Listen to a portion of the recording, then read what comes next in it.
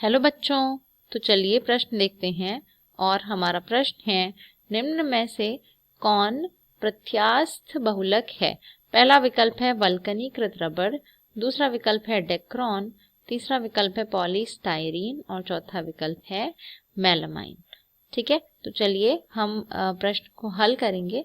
और सबसे पहले इसकी जो मुख्य अवधारणा है यहाँ पर नोट कर लेंगे।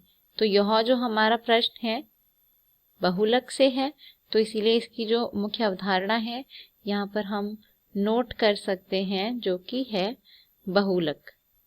अब यहाँ पर जो हमारा प्रश्न था, हमें पूछा गया था कि प्रत्यास्थ बहुलक, ठीक है, प्रत्यास्थ बहुलक कौन कौन है। ठीक है, तो हमें पूछा गया है कौन इनमें से प्रत्यास्थ बहुलक है। तो प्रत्यास्थ बहुलक क्या होता है, पहले ये समझते हैं। ठीक है, तो प्रत्यास्थ बहुलक, जिन्हें हम इंग्लिश में इलास्टोमर्स भी कहते हैं, ये क्या होते हैं? ऐसे बहुलक होते हैं जिनमें खिंचाव होता है। ठीक है, यानी कि जो बहुत ही इलास्टिक होते हैं, जो कि खींच सकते हैं। ठीक है, जिनमें क्या होता है? खिंचाव होता है काफी अधिक। या हम कह सकते हैं कि इन्हें खींचने के बाद भी ये बहुत ही आसानी से टूटते नहीं हैं।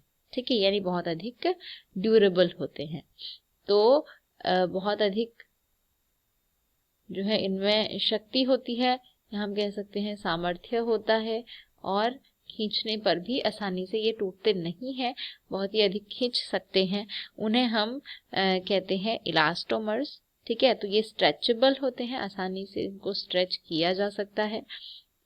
या हम कह सकते हैं कि इनमें प्रत्यास्थता होती है। तो प्रत्यास्थता मतलब वह गुण जिसके द्वारा हम किसी भी पदार्थ को खींच पा रहे हैं। तो ऐसे बहुलक प्रत्यास्थ बहुलक कहलाते हैं। अब हमें विकल्प में कुछ बहुलक दिए हैं। पहला है वल्कनीकृत रबड़। तो वल्कनीकृत रबड़ का यह सबसे मुख्य गुण है कि जो वल्कनीकृत रबड़ होता है, इसे हम बनाते हैं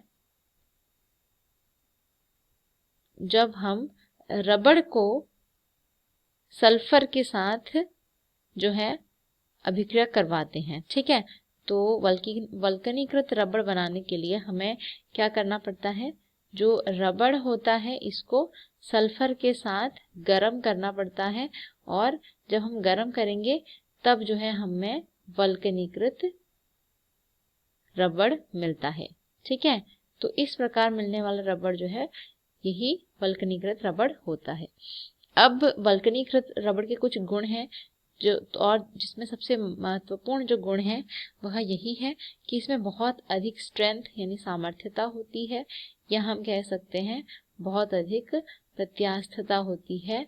जितना अधिक हम इनमें इसको खींचना चाहें खींच सकते हैं। और ये बहुत ही हार्ड भी होते हैं, यानी कि कठोर होते हैं। साथ में इनकी जो श्यानता होती है ये भी काफी अधिक होती है। ठीक है, तो ये इसके कुछ महत्वपूर्ण गुण हैं। तो प्रश्न में भी हमें यही पूछा गया है कि प्रत्यास्थ बहुलक कौन सा है, तो इसका सही उत्तर होगा वल्कनीकृत रबड़। बाकी जो विकल्प हैं जैसे डेक्रॉन, पॉलीस्टाइरीन और मेलामाइन, ये जो है प्रत्यास्थ नहीं होते, इनमें प्रत्यास्थता का गुण नहीं होता। तो जो हमारा सही उत्तर होगा वो होगा आपका विकल्प संख्या ए, जो है आपका सही उत्तर हो जाएगा। तो मैं आशा करती हूँ आपको यह उत्तर समझ में आया होगा। धन्यवाद।